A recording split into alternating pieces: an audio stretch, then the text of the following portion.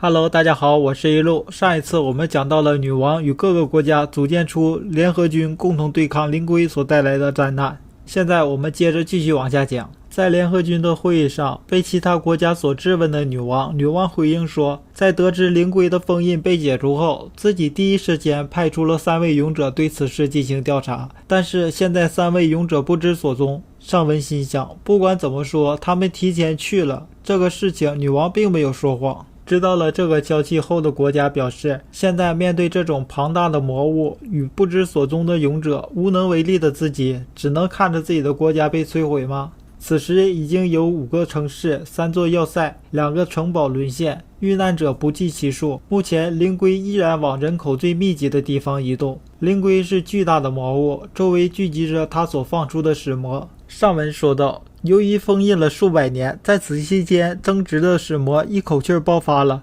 可以是这样理解吗？对于不知所踪的勇者，他们还活着吗？一位负责报信的卫兵说道，勇者大人，是这样的，灵龟本身拥有着驱使使魔的能力，如此之多的使魔也不能排除这种情况。另外3位勇者大人依然还活着。上文问道，如何知道的？卫兵回答，四圣教会保存着有确认勇者是否生存的器材，为了慎重起见，已经请求确认了。那边的回复是，勇者们现在还活着。上文在会议上安抚着大家，现在3位勇者虽然不知所踪，但是他们应该还在某处和灵龟进行战斗着。此时上文心里想到，目前能依赖的勇者岂不是只有我们一行人？经过各个方面的商讨，以及如何应对后面可能突发的情况，在目前3代菜鸟不知所踪的情况下，女王决定以灵龟前往的城市作为诱饵，让上文一行人前去消灭灵龟。领头的是上文一行人，拉夫塔利亚、菲洛、老婆婆、埃库雷尔、利西亚，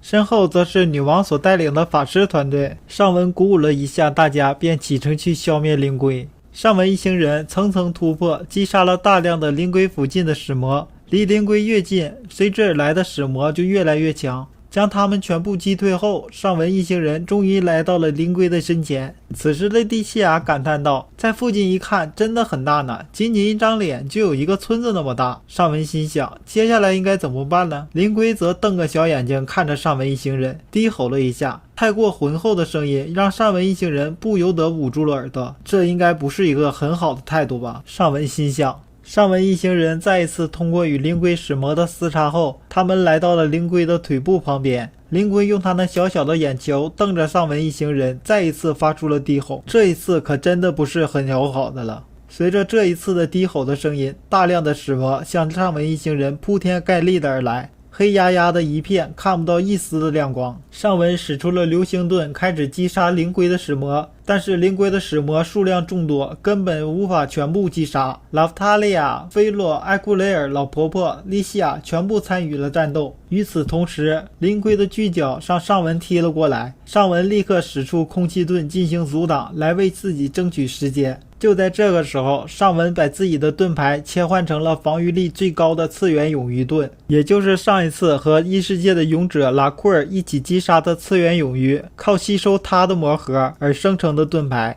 阻挡下来的同时，只见上文脚下划出了2道深深的沟。瞄准这个时机，灵龟的使魔蜂拥而至，拉夫塔利亚和菲洛在上文身边保护他，用尽各种手段来斩杀着灵龟的使魔。突然，这个时候，埃库雷尔喊道：“上文大人，小心！”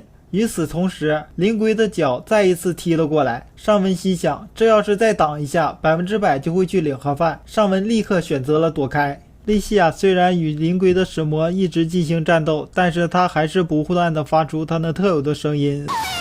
老婆婆与埃库雷尔攻击灵龟的一只脚的同时，还不断地向上文这边释放远程攻击，帮上文清理他周边的灵龟的使魔。就在这个时候，上文听到了女王的声音：“上文大人！”上文看到了女王身后法师团所闪出的亮光，上文立即让大家远离灵龟，回到自己的身边，并且还使出了空气盾、2重空气盾来制作防护膜，以防万一的保护大家。只见天空生成了雷云，一顿暴雷扫荡了灵龟的周边，噼里啪啦的一堆落雷落在了灵龟的周边，把它的使魔从生肉变成了熟肉，一阵阵烧焦的味道传了过来。这便是女王所带来的魔法部队的掩护攻击。虽然雷电并没有对灵龟造成巨大的伤害，但是还是让他北头低了下来。或许灵龟看上去比实际还是要弱的。女王这次的支援非常的有效，灵龟使魔的数量大大的减少。上文一行人无视剩下的使魔，开始回身攻击灵龟的头部。最先开始攻击的便是菲洛，他自上而下的踢了灵龟的脑袋一脚，随后喊了一句好重啊。拉夫塔利亚用横剑斩向了灵龟的脖子，发出切菜的声音。灵龟的咽喉部分被划出一道深深的伤口，开始喷血，但是仅此而已。灵龟受伤的部分开始迅速的再生。愤怒的灵龟怒视着菲洛与拉夫塔利亚，老婆婆也使出了自己变幻无双流奥义三日月，一记高位踢向了灵龟的面部，灵龟的脸侧凹了进去，还发生了小型的爆炸。上文心想，这就是那一招手指碎岩石的另一种使用方法吗？拉夫塔利亚的那一剑貌似也使用了这种技术，但是效果就差远了。艾库雷尔使出了魔门突这一招，注入魔力的剑刃寄宿着光芒，剑锋化作冲击，命中了灵龟的头部。莉西亚则在一旁使用着魔法帮忙清理大家身边的使魔。此时的灵龟转动着自己的眼球，它好像被骚扰烦了似的，停下了自己悠哉向前走的脚步。在灵龟的身前出现了巨大的魔法阵，除了有流星盾和空气盾形成的防御结界之外的上文，其他人都趴在了地上。莉西亚喊着，这是什么呀？身体好重啊，要坏掉了。现在就只有老婆婆站在那里屹立不倒。同时老婆婆喊道，孩子们快用气啊。上文心想，变幻无双流这么万能啊，但是现在要是不做点什么的话，大家就都危险了。上文又一次听见莉西亚那特有的声音，上文立刻把大家都拉进自己的防御结界里，进来之后大家都自然的可以站起身来了。上文心想，根据目前的情况来推测，灵龟应该是使用了重力魔法，他还没有来得及详细分析，但是灵龟的第二波攻击已经开始了。只见他张开大嘴，里面噼里啪啦的闪着雷电。上文见状，这应该是配合重力魔法使用的雷电攻击。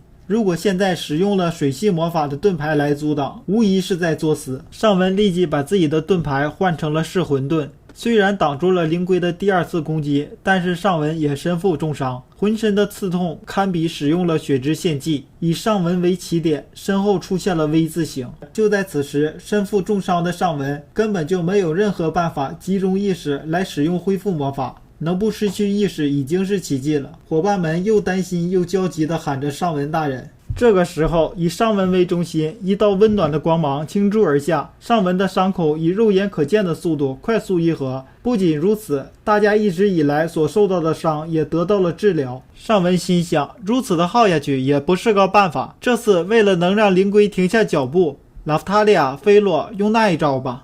那一招便是拉夫塔利亚与菲洛在艾库雷尔的指导下开发出来的必杀技。老婆婆对着菲洛说，就让我来帮你活跃体内的气吧。说完便用手指在菲洛身上戳了起来。这个时候，灵龟好像意识到我们要做什么似的，低吼着张开嘴，就像刚刚那样释放魔法技能。菲洛与拉夫塔利亚的必杀技的准备工作还没有完成，上文一定要扛住这一击来保护大家。上文释放出自己的各种防御技能，流星盾、空气盾、二之盾、三之盾、盾于监牢。最前面的是3枚盾牌，其次是盾牌监牢，然后自己眼前的则是自己盾牌产生的防御膜。随后从灵龟的嘴里吐出高浓度的粒子射线，空气盾承受那一击之后立即粉碎四散，二之盾也随之崩落，三之盾也被贯穿，强力的攻击被一层一层的防御一点一点的减弱。这一次命中了盾牌监牢，过了几秒，盾牌监牢被打开了一个洞，光之粒子涌入其中，从盾牌监牢露出的光芒，盾牌监牢也一点一点的崩塌。